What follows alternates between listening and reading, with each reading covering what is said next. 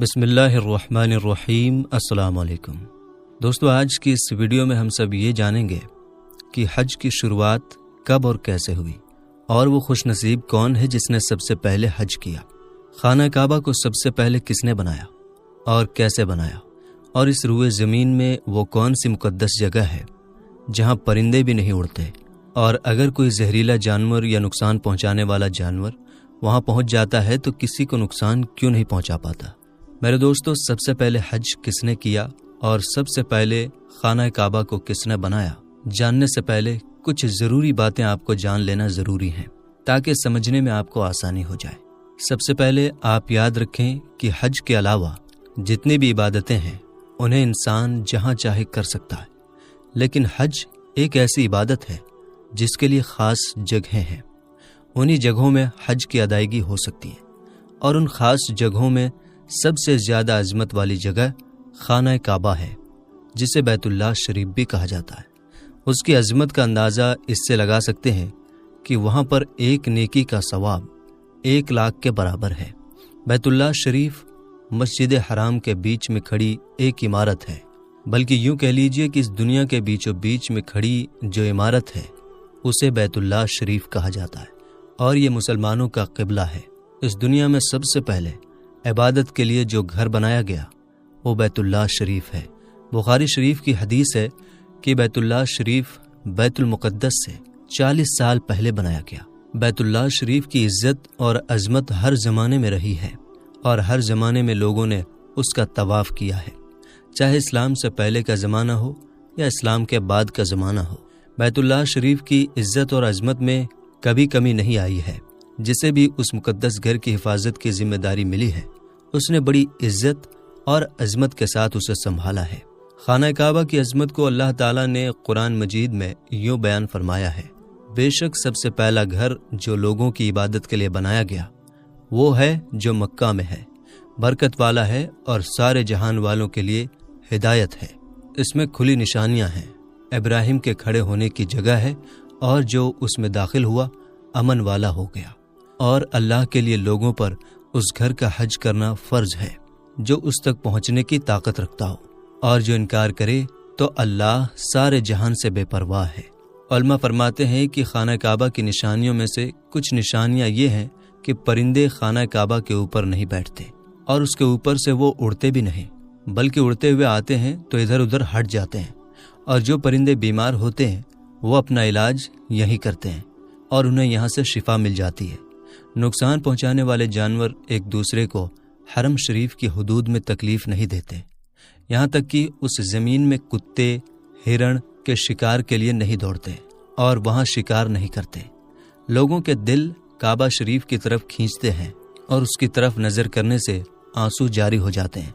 ہر جمعہ کی رات کو اولیاء اکرام کی روحیں خانہ کعبہ کے آس پاس حاضر ہوتی ہیں، اور جو کوئی اس کی بے حرمتی اور بے ادبی کا ارادہ کرتا ہے برباد ہو جاتا ہے۔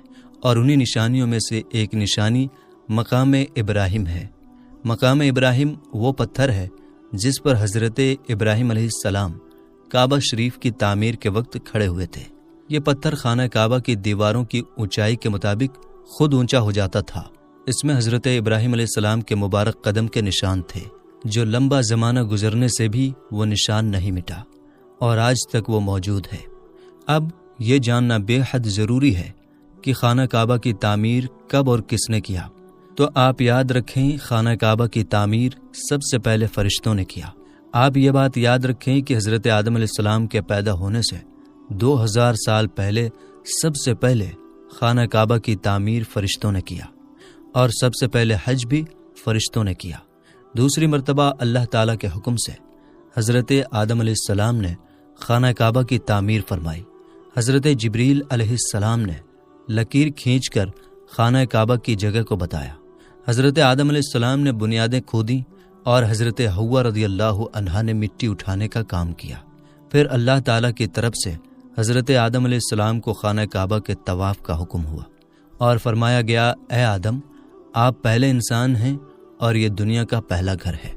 تو سب سے پہلے حج فرشتوں نے کیا، اور انسانوں میں سب سے پہلے حج حضرت آدم علیہ السلام نے کیا۔ پھر یہ سلسلہ چلتا رہا اور آج تک یہ چل رہا ہے۔ اب آگے میں یہ بتاؤں گا کہ اسلام میں سب سے پہلے حج کس نے کیا۔ تیسری بار حضرت شیش علیہ السلام نے مٹی اور پتھر سے خانہ کعبہ کی تعمیر فرمائی، اور کچھ لوگوں نے یہ بتایا ہے کہ حضرت شیش علیہ السلام نے خانہ کعبہ کی صرف مرمت کا کام کیا تھا۔ طوفان نوح کے وقت خانہ کعبہ کی عمارت آسمان پر اٹھا لی گئی اور یہ جگہ ایک اونچے ٹیلے کی صورت میں رہ گئی۔ پھر اسی بنیاد پر چوتھی بار حضرت ابراہیم علیہ السلام نے خانہ کعبہ کو تعمیر فرمایا، جس میں پتھر اٹھا کر لانے کا کام حضرت اسماعیل علیہ السلام نے کیا۔ پانچویں بار خانہ کعبہ کی تعمیر قوم عمالقہ نے اور چھٹی بار قبیلہ جرہم نے کیا۔ ساتویں بار خانہ کعبہ کی تعمیر قصی بن کلاب نے کیا، جو رسول کریم صلی اللہ تعالی علیہ وسلم کے پرداداؤں میں سے ہیں۔ آٹھویں بار خانہ کعبہ کی تعمیر مکہ کے قریش نے کیا، اور اس تعمیر میں اللہ کے رسول صلی اللہ تعالی علیہ وسلم بھی شامل تھے۔ مکہ کے قریش نے خانہ کعبہ کی تعمیر کیوں کیا؟ تو علماء نے اس کی وجہ یہ بتائی ہے کہ خاندان قریش سے ایک عورت خانہ کعبہ کو روشن کرنے کے ارادے سے روشن دان میں کچھ چنگاریاں لے کر جاتی ہے۔ اچانک سے اس میں سے کچھ چنگاریاں اڑ کر خانہ کعبہ کے غلاف پر پڑتی ہے اور اس میں آگ لگ جاتی ہے، جس کی وجہ سے خانہ کعبہ کی دیوار کمزور ہو جاتی ہے۔ جب قریش نے یہ دیکھا کہ آگ لگنے کی وجہ سے خانہ کعبہ کی دیوار کمزور ہو گئی ہے، تو قریش کے اندر ڈر کا ماحول پیدا ہو گیا کہ اگر وہ خانہ کعبہ کی تعمیر نہیں کیے تو ان پر اللہ کا عذاب آئے گا۔ اس لیے قریش نے آگے بڑھ کر خانہ کعبہ کی تعمیر دوبارہ کیا، لیکن ان لوگوں کے پاس حلال مال اتنا زیادہ نہیں تھا کہ وہ مکمل طور پر اسی طرح خانہ کعبہ کی تعمیر کر سکیں جس طرح حضرت ابراہیم علیہ السلام نے کیا تھا۔ اس لیے ان لوگوں نے حجر اسود کی طرف سے 3.30 میٹر کم کر دیا اور ایک چھوٹی سی دیوار سے گھیر دیا تاکہ لوگ طواف کے وقت اس کے اندر نہ آ سکیں۔ اسی کو حتیم کعبہ کہا جاتا ہے۔ 9ویں بار خانہ کعبہ کی تعمیر حضرت عبداللہ ابن زبیر نے کیا۔ یزید کے حکم سے جب یزیدی فوج نے خانہ کعبہ پر پتھر برسایا تو خانہ کعبہ کی دیواریں بھی کمزور ہو گئیں، تو حضرت عبداللہ ابن زبیر نے خانہ کعبہ کی تعمیر اسی طرح کیا جس طرح حضرت ابراہیم علیہ السلام نے کیا تھا، یعنی انہوں نے حتیم کعبہ کو بھی کعبہ کے اندر ملا دیا۔ 10ویں بار خانہ کعبہ کی تعمیر حجاج بن یوسف نے کیا، جو ایک بہت ہی ظالم بادشاہ تھا۔ اس نے یہ کیا کہ جو حصہ حضرت عبداللہ ابن زبیر نے خانہ کعبہ میں شامل کر دیا تھا، اس حصے کو حجاج بن یوسف نے نکال دیا اور اسی طرح خانہ کعبہ کی تعمیر کی جس طرح قریش نے کی تھی۔ اب یہ جاننا بے حد ضروری ہے کہ کب حج کا عام اعلان ہوا۔ تو سب سے پہلے یہ جان لیجئے کہ چوتھی بار جب حضرت ابراہیم علیہ السلام نے طوفان نوح کے بعد اللہ تعالیٰ کے حکم سے خانہ کعبہ کی تعمیر مکمل کر دیا، تو اللہ تعالیٰ کی طرف سے حکم ہوتا ہے کہ اے ابراہیم، لوگوں میں حج کا عام اعلان کر دو، وہ تمہارے پاس پیدل اور ہر دبلی اونٹنی پر سوار ہو کر آئیں گے جو ہر دور کی راہ سے آتی ہیں۔ جب اللہ تعالیٰ نے حضرت ابراہیم علیہ السلام کو حج کے عام اعلان کا حکم دیا تو حضرت ابراہیم علیہ السلام ابو قبیس پہاڑ پر تشریف لے جاتے ہیں اور وہاں جا کر لوگوں میں حج کا عام اعلان کرتے ہیں۔ اے اللہ کے بندو، اللہ کے گھر کی طرف آؤ۔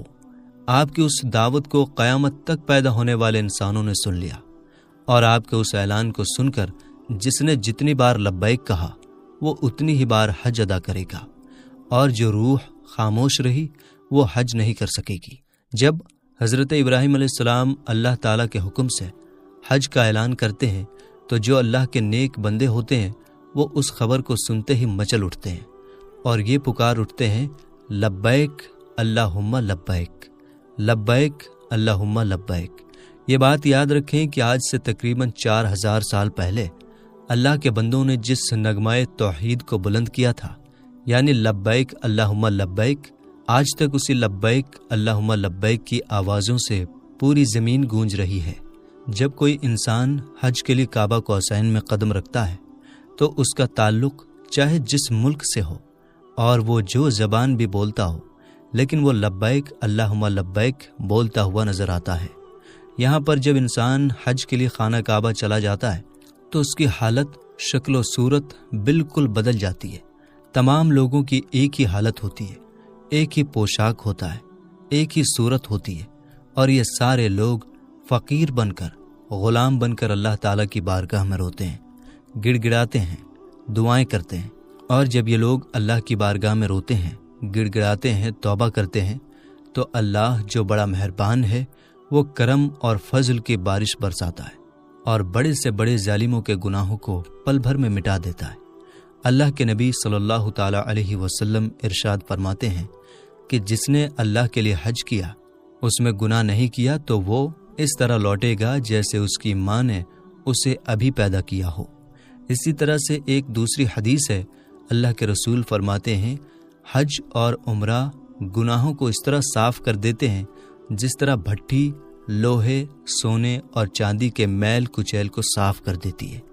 और जो मोमिन बंदा हज करता है और गुनाहों में मुब्तला नहीं होता, उसके पिछले तमाम गुनाह बख्श दिए जाते हैं। अब ये रहा कि इस्लाम में सबसे पहले हज किसने किया। जब अल्लाह ताला की तरफ से मुसलमानों पर हज फर्ज किया गया तो 9 हिजरी में अल्लाह के रसूल सल्लल्लाहु ताला अलैहि वसल्लम ने हज़रत अबू बकर सिद्दीक़ रदियल्लाहु ताला अन्हु को मुसलमानों का अमीर और हेड बनाकर हज के लिए मक्का मुकर्रमा रवाना फरमाया। हज़रत अबू बकर सिद्दीक़ रदियल्लाहु ताला अन्हु की निगरानी में 300 सहाबा इकराम ने सबसे पहली बार बैतुल्लाह शरीफ के हज की खुशनसीबी हासिल की। ये बात भी याद रखें कि हम में से जिसे अल्लाह ताला ने हज करने की ताकत बख्शा हो तो उसे चाहिए कि वो जल्द से जल्द हज कर लें। कहीं ऐसा ना हो कि हम उस बड़ी दौलत से महरूम रह जाएं जिसे अल्लाह के रसूल सल्लल्लाहु ताला अलैहि वसल्लम ने हज करने वालों के लिए सुनाया है कि वो इंसान जो हज की दौलत से माला माल हो जाता है वो कितना बड़ा किस्मत का धनी और खुशनसीब होता है। आइए हदीस की रोशनी में सुनें। अल्लाह के रसूल सल्लल्लाहु ताला अलैहि वसल्लम फरमाते हैं कि क़यामत के दिन हाजी अपने घर वालों में से 400 लोगों की शफाअत करेगा और वो गुनाहों से ऐसा पाक हो जाएगा जैसे कि आज उसने अपनी माँ के पेट से जन्म लिया है। सुभान अल्लाह। तो मेरे दोस्तों, हम ये उम्मीद करते हैं कि आपको आपके सारे सवालों का जवाब मिल गया होगा। वीडियो अगर पसंद आई हो तो लाइक और शेयर कीजिएगा, और अगर वीडियो समझ में आई हो तो कमेंट बॉक्स में ज़रूर बताइएगा, और समझ में ना आई हो तो भी बताइए ताकि हम आगे आपके लिए और आसान कर सकें। मिलेंगे इंशाअल्लाह ताला अगली वीडियो में। अस्सलाम वालेकुम, अल्लाह हाफिज़।